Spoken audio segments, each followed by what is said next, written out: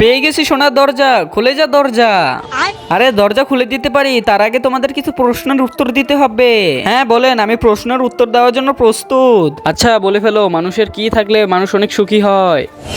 স্ত্রী, এটা জীবনে অনেক উপভোগ করতে সাহায্য করে। ভুল উত্তর। মানুষের বেঁচে থাকার জন্য আশা এবং বিশ্বাস খুবই গুরুত্বপূর্ণ। আরে তোমরা আবার কি ভাবো? আচ্ছা তোমরা বলো, এমন কোন জিনিস যেটা সবাই পায় কিন্তু কেউ বেছে নিতে পারে না? আমি পারি, জন্ম ও মৃত্যু, এটা কেউ বেছে নিতে পারে না। হ্যাঁ সঠিক উত্তর। আরে ভাই এখানে দেখি অনেক সোনা, এটা দেখে একটা সোনার রাজপ্রাসাদ। আরে ভাই হ্যাঁ, তাড়াতাড়ি করে সোনাগুলো নিয়ে নে। হা হা হা, তোমরা ওই সোনাগুলো নিয়ে কি করবে? আমার দরজাতে আসো, তোমরা অনেকগুলো হীরা পাবে। আব্বে ভাই, আমাদের সোনার দিয়ে কিছু হবে না, চলো আমরা হীরা নেই, হীরা। আরে খুলে দাও হীরার দরজা।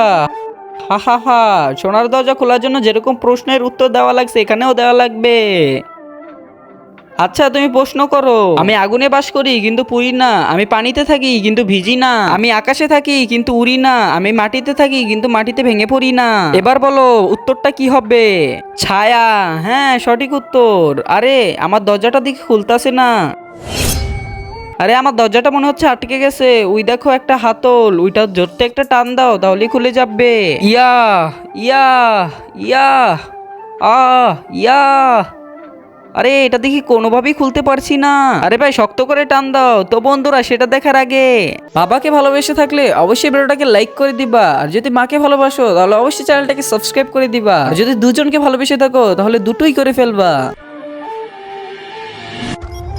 ইয়া, খুলে গেছে।